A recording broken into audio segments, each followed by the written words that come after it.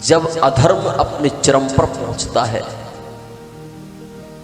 तब लोग बहन बेटियों पर अत्याचार करने लगते हैं, गायों पर अत्याचार करने लगते हैं, संतों की निंदा करने लगते हैं, अपने गुरु की निंदा करने लगते हैं, ब्राह्मणों की निंदा करने लगते हैं। जब जहां गुरु की निंदा होने लग जाए, संतों की, ब्राह्मणों की निंदा होने लग जाए, बहन बेटियों की निंदा होने लग जाए, गायों की हत्या होने लग जाए, समझना कि अब दोष इस व्यक्ति का नहीं है, अब इस व्यक्ति के सर पर पूर्ण रूप से कलिकाल बैठ चुका है। अब इसको विनाश से कोई बचा नहीं सकता।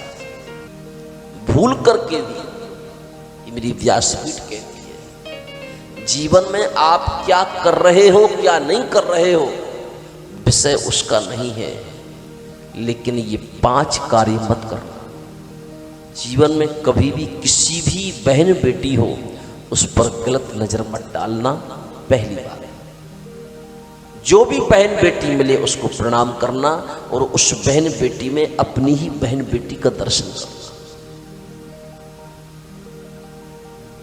जहां पर भी गाय हो उस गाय को प्रणाम करना।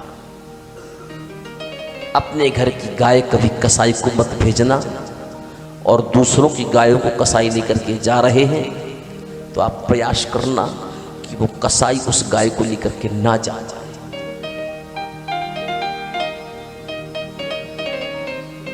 तीसरी बात, कभी भी संतों का अपमान मत करना। साधु कैसा अच्छा है बुरा है वो उसका काम है। यदि हम उसके साथ अच्छा नहीं कर सकते तो हमें उसके साथ गलत करने का कोई अधिकार नहीं। हम यदि उसको कोई भेंट पत्र पुष्प नहीं दे सकते तो हम उसका तिरस्कार भी नहीं कर सकते, प्रणाम करके आगे बढ़ना। चौथी बात, किसी ब्राह्मण का अपमान मत करना, किसी ब्राह्मण की निंदा मत करना। गोकुल दर्शन करने के लिए आप लोग गए थे तो जो पंडा आपको दर्शन करा रहे थे, हम भी आपके पास में बैठे थे।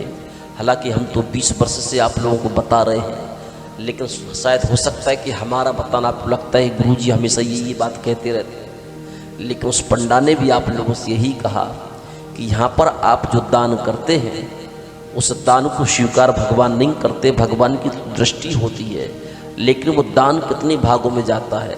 नमो ब्रह्मण्य देवाय गो ब्रह्मण्य हिताय च जगत हिताय कृष्णाय गोविंदाय नमो नमः। ब्राह्मण यदि आपके दान की हुई वस्तु को सेवन करता है उसे परमात्मा स्वीकार करता है।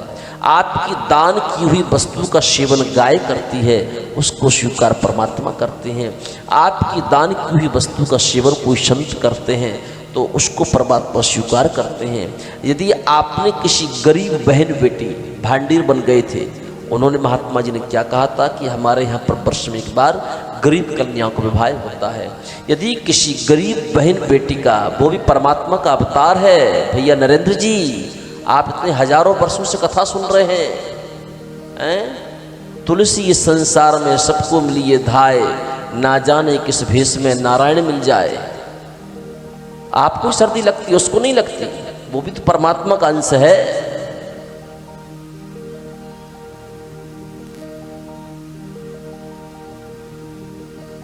भाई तुम्हारे पास कम्बल होता तुम्हारे पास आता, उनके पास कम्बल है तो उनके पास जा रहा है, जाने तो आप क्या परेशानी।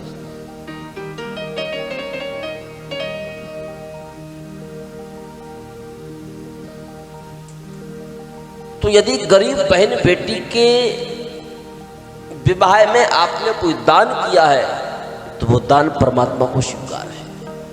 आपने अपने गुरु को जो दान किया है वो परमात्मा को स्वीकार है। कभी गुरु की निंदा मत करना, कभी संत की निंदा मत करना, कभी ब्राह्मण की निंदा मत करना, कभी गाय की निंदा मत करना। ये बात चिंतनीय है।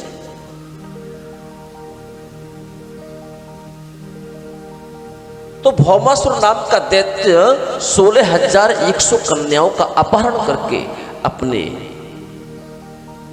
कारागृह में उनको बंदी बना करके रख दिया था। नारद जी के कहने पर भगवान श्री कृष्ण वहां पर आए, भौमासुर का वध किया और 16,100 कन्याओं को बंधन से मुक्त किया। 16,100 कन्याएं कहने लगी, प्रभु जाए तो जाए कहां? हमारे पास जाने के लिए कोई स्थान नहीं है। हम ना जाने कितने वर्षों से इस दुष्ट के बंधन में हैं। हम भले ही गंगा की तरह पवित्र हैं, लेकिन समाज हमको स्वीकार नहीं करेगा। एक बात कहूं, बहन बेटियों के चरित्र पर, संत के चरित्र पर, ब्राह्मण के चरित्र पर और चरित्रवान व्यक्ति के चरित्र पर बहुत जल्दी कलंक लगता है, याद रखना। यदि बहन बेटी ज्यादा इधर उधर आने जाने लग जाए तो लोग पर क्या कहते हैं? उसका कोई मतलब नाना प्रकार की बातें करते हैं। भले वो अपनी जगह बहुत सही हो, फिर भी उसके चरित्र पर लोग दाग लगाने का प्रयास करते हैं।